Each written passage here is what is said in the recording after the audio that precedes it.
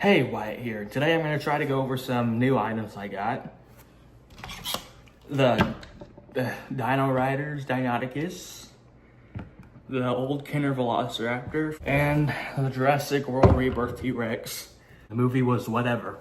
A quick mention, the Godfather Complete Epic. Just a quick mention real quick. So since I own dinosaur figures, you might be wondering, hey, will you make some Jurassic Park thing like you did Godzilla? No. My Madman series is the closest thing you're gonna get. And I'd say it's better than a lot of my other works. And just because it's an original title made by a teenager like myself does not mean it's gonna be some edgelord type crap, okay? Anyway, first we're gonna go over the Deinonychus. So this figure is from the original Dino Riders toy line. And I remember first seeing this figure in an old King Kong vs. Godzilla fan film from back in the day that I saw when I was 6 years old. And I don't know, I liked the way it looked, but I waited years to get it.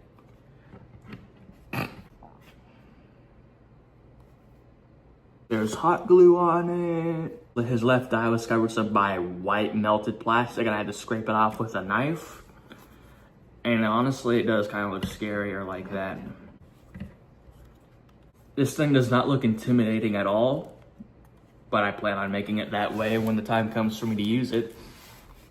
So you can see there is a button here, and I'm assuming the way it would work is that if you press it down, the legs would move like this, because as you can see, they're spring loaded in a certain way. But I'm guessing it doesn't work.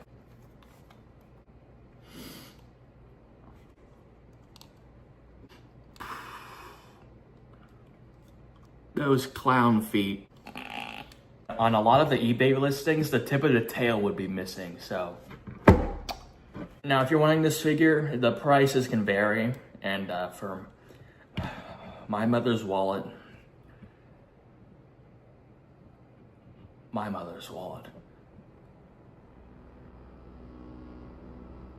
this was 18 bucks. Even then, that's too much. Because this next figure was, I'm assuming, based off of Remember 14. I'm a horrible, horrible son.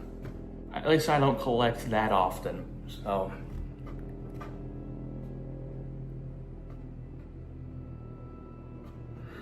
Here's that T-Rex. I'm also assuming costs around 30 to 40. And this Godfather DVD costs 38. You need to leave! It's just... But then there's also the shipping costs.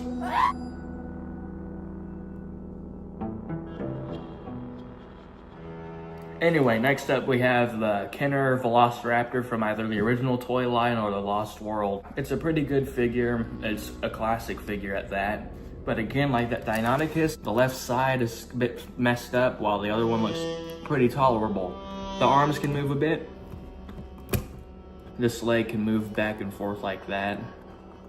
The tail can move a full 360, although I don't see why you'd want it anywhere other than this, because it just breaks the mold. Now this other leg can also move, but I'm hesitant because it plays into the toy feature, which if you press this leg down,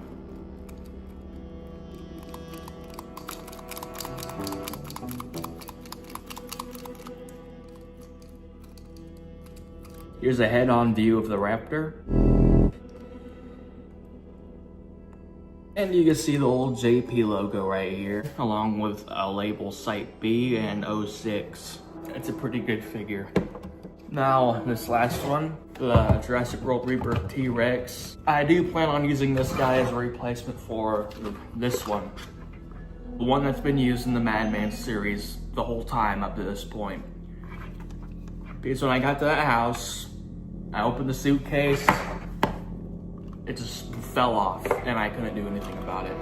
So I got back home and I had the hot glue it on.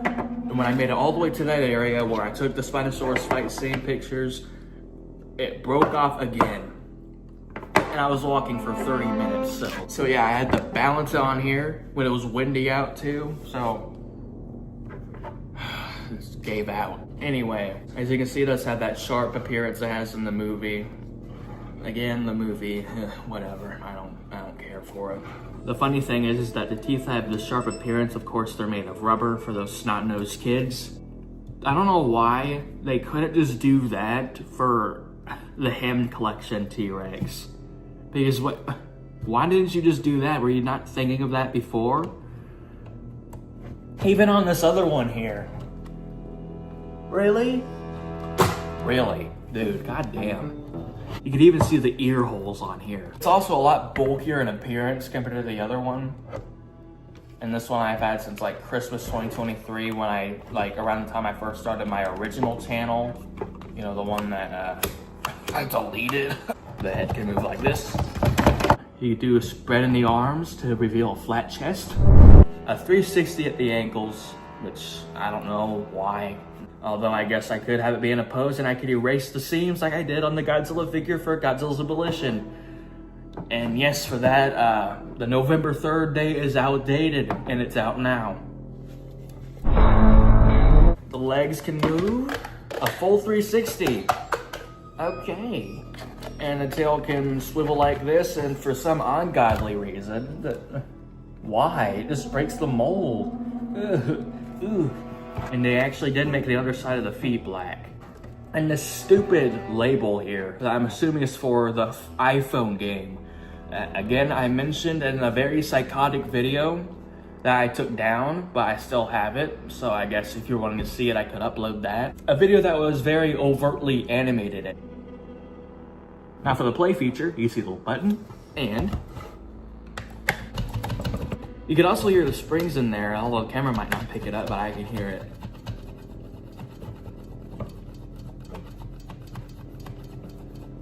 What I do like about these two T-Rex figures is that there's no electronics involved. Pretty good. Because look, on this one, the button is on top of its head. And what I do to keep its mouth open is I just shove a rock in there, which if you look through some of the pictures in the Madman series, you might notice sometimes. Though a lot of the time I just make sure to erase it, but sometimes I didn't. Which I guess leaves some of that independent charm. Though for this, I guess I could always just shove a rock in the back.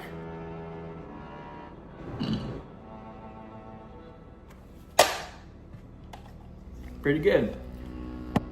Now, just for a bonus to go along with these items, I just wanted to go over this Godfather DVD. So I own what originally was the Godfather Trilogy DVD, but since the third movie isn't as good as the other two, I got rid of it. I literally threw the disc in the trash, and I reprinted the cover, as you can see.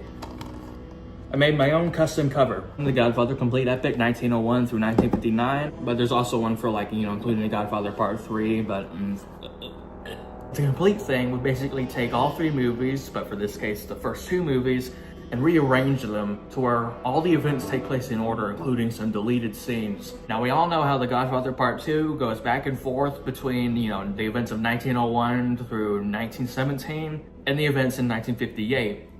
But here, those are rearranged to where, it again takes place in order. So, the early 19th century stuff is put in the beginning. So yeah, it's pretty interesting watching it like that, because as soon as those flashback sequences were over, it immediately just went to the beginning of the first film. And I don't know, it's just interesting to watch it like that. It comes with disc 1 and disc 2. The first disc is, 3 hours and 27 minutes and 3 hours and 25. And something I printed out myself, because, the characters are not easy to keep up with, because the first time I watched the first film, I got Johnny Fontaine and Carlo mixed up. Oh, God. But again, that was a one-time mistake. As you can see, I just put all the characters in here, at least ones that are notable.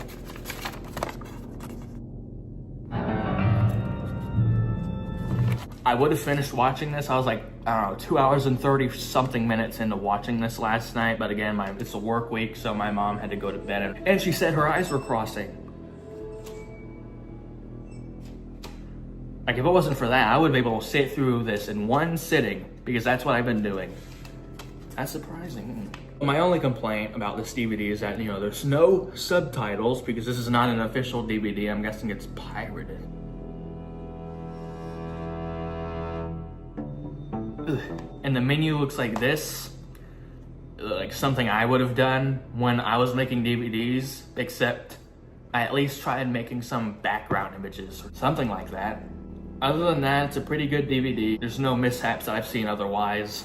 And Paramount, not that they would ever see this video, but I'm pretty sure they've heard about this DVD before. I don't know if there's some official deal maybe to Paramount for this to be able to be made or something, but Paramount. Maybe if you release this version on DVD, people wouldn't be pirating this shit. Like, I don't know, people probably left the video already, but I do just find it interesting. There's something about the Godfather movie, specifically the first two, of course, is that it just feels raw, like you're actually following the events of the family. It's just something about it, I don't know how to explain it. Maybe if you watch it like this, even with the original cuts of the films, I guess with crime movies, Casino or The Goodfellas, which I haven't seen yet, and maybe Scarface, there's this, you know, long time span of events, makes it you feel like you're watching some family documentary home videos or something, I don't know. It's interesting.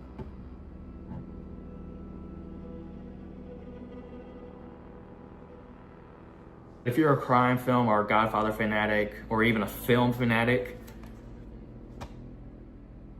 I recommend you pick this up, though it's a bit pricey. If you haven't seen the Godfather films yet, I guess if you're wanting a unique first viewing experience from other people, you could start with this, because, I don't know, it's been interesting watching it like this so far. Yeah, pretty good.